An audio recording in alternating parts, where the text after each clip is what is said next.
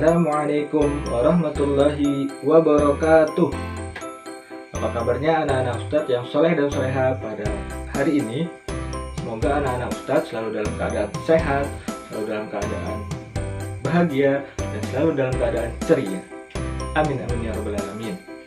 Pada kesempatan kali ini bertemu lagi dengan Ustadz dalam pembelajaran tematik. Oke, sebelum kita memulai pembelajaran hari ini, seperti biasa, kita awali pembelajaran kita dengan bersama-sama membaca basmalah.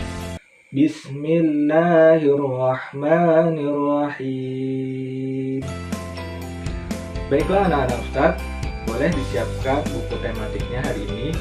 Hari ini kita akan belajar tema 3, subtema 1, pembelajaran 6. Oke, kalau sudah disiapkan bukunya, sekarang kita akan menyaksikan video pembelajaran hari ini.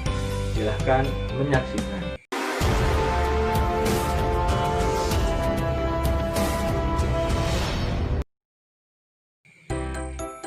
Baiklah anak-anak Ustadz, di pembelajaran hari ini ada dua tujuan yang akan kita capai. Yang pertama adalah siswa mampu menjelaskan keterampilan dalam melaksanakan wawancara dengan baik. Yang kedua, siswa mampu menjelaskan hak dan kewajiban dalam kehidupan sehari-hari dengan benar. Baiklah anak-anak Ustadz, pada pembelajaran sebelumnya kita sudah belajar bagaimana cara membuat pertanyaan yang baik.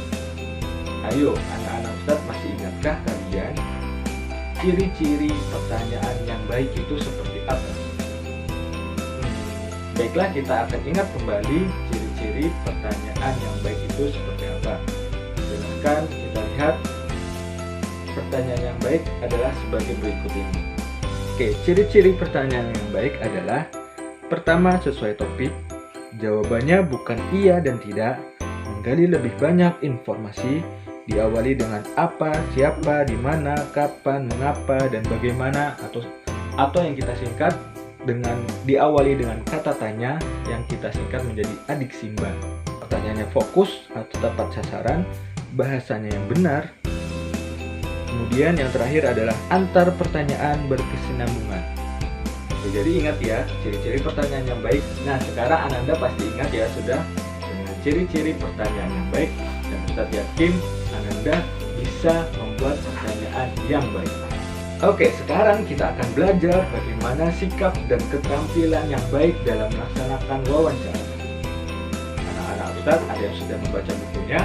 Atau kira-kira apa sih hal-hal sikap atau keterampilan yang diperlukan untuk melaksanakan wawancara yang baik? Sikap dan keterampilan dalam melaksanakan wawancara itu dibagi menjadi 3, yaitu sebelum melaksanakan wawancara, saat melaksanakan wawancara, dan sesudah melaksanakan wawancara.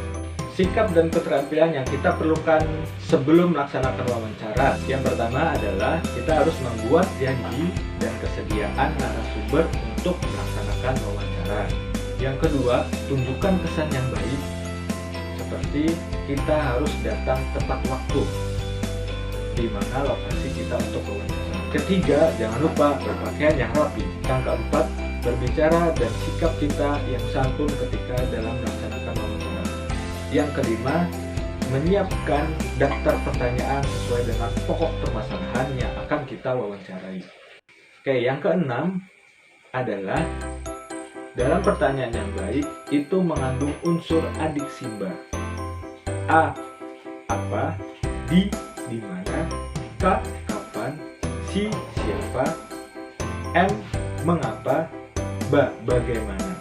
Jadi pertanyaannya mengandung kata tanya adik simba. Yang terakhir, yang ketujuh adalah sering berlatih agar nanti ketika wawancara tidak sering melihat daftar pertanyaan, tetapi kita sudah hafal atau sudah tahu pertanyaan-pertanyaan yang akan kita tanyakan kepada narasumber. Dan selanjutnya, sikap dan keterampilan yang harus kita miliki saat melaksanakan wawancara. Yang pertama, perkenalkan diri sebelum melaksanakan wawancara. Kedua, sampaikan tujuan melaksanakan wawancara. Yang ketiga, mulailah melaksanakan wawancara dengan pertanyaan-pertanyaan ringan. Yang keempat, cairkan suasana dengan bertanya tentang kegemaran tokoh yang kemudian nanti kita kaitkan dengan pertanyaan-pertanyaan yang sudah kita siapkan. Yang kelima, jangan lupa sebutkan nama narasumber dengan lengkap. Yang keenam, hal yang penting, kita memiliki buku catatan ataupun alat perekam saat melaksanakan wawancara. 7. Dengarkan dengan seksama penjelasan atau jawaban dari narasumber. 8. Hindari memotong pembicaraan narasumber sehingga keterangan tidak terpotong-potong. 9. Hindari meminta pengulangan jawaban dari narasumber. 10. Hindari pertanyaan yang berbelit-belit. 11. Hormati petunjuk narasumber. 12. Hindari pertanyaan yang menyudutkan atau menyinggung narasumber. Dan terakhir, kita harus mampu menyimpulkan jawaban atau penjelasan dari narasumber, tidak semua dicatat. Bagian yang terakhir, sikap dan keterampilan yang harus kita miliki sesudah melaksanakan wawancara. 1. Memohon diri. Yang kedua, ucapkan terima kasih. Dan yang ketiga, memohon maaf jika dalam melaksanakan wawancara terdapat kekeliruan atau kesalahan kepada narasumber. Nah, itu ya sikap yang harus kita miliki ketika kita akan melaksanakan wawancara pada orang lain. Dan Ustadz yakin anak-anak Ustadz semuanya pasti bisa ya melaksanakan wawancara bagaimana seharusnya yang baik dan tepat. Sekarang coba Ananda lihat gambar berikut ini.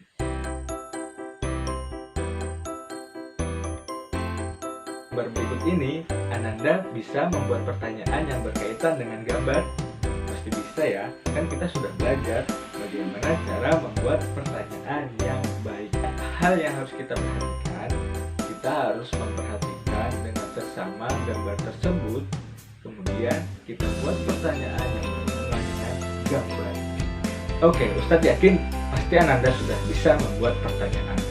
Nah, sekarang berkaitan dengan gambar pertanyaan tadi, Ustadz mau tanya nih, anak-anak Ustadz di rumah apakah ada yang mempunyai tanaman di lingkungan rumahnya, entah itu ditanam oleh orang tua atau Ananda sendiri punya tanaman pribadi yang memang Ananda tanam di rumah. Ada yang punya. Nah, sekarang jika Ananda memiliki tanaman di rumah atau di lingkungan sekitar rumah Ananda ada tanaman, pohon-pohon, bunga, dan lain sebagainya, coba Ananda perhatikan atau amati pohon ataupun tumbuhan tanaman tersebut. Apakah tanaman tersebut tumbuh dengan subur, tumbuh dengan baik, ataukah sebaliknya? Kemudian apakah Ananda pernah menyiramnya atau sering menyiramnya? Nah, dalam merawat tanaman kita perlu memperhatikan hal-hal yang harus kita lakukan terhadap tanaman tersebut. Kita harus memperhatikan hak dan kewajiban dalam merawat tanaman. Ayo, apa saja sih kewajiban kita terhadap tanaman yang sedang kita rawat maupun tanaman yang ada di sekitar lingkungan kita? Oke, tentunya yang pertama adalah kita harus teratur dalam menyiram tanaman tersebut. Baik. Yang kedua, kita harus berikan pupuk agar tanaman tersebut bisa tumbuh subur. Yang ketiga, kita harus menjaganya agar tanaman tersebut tidak rusak. Menjaganya agar tanaman tersebut tetap tumbuh subur, tidak layu. Nah, itu adalah kewajiban kita terhadap tanaman. Ketika nanti kita sudah melaksanakan kewajiban kita terhadap tanaman tersebut, maka kita akan mendapatkan hak kita. Hak kita adalah kita akan mendapatkan tanaman yang baik, sehingga tanaman tersebut memperindah lingkungan sekitar rumah kita dan membuat suasana lingkungan kita menjadi asri, segar, dan sejuk. Nah, dari sini kita belajar bahwa hak dan kewajiban itu saling berhubungan, terutama dalam hak dan kewajiban memelihara tanaman ini.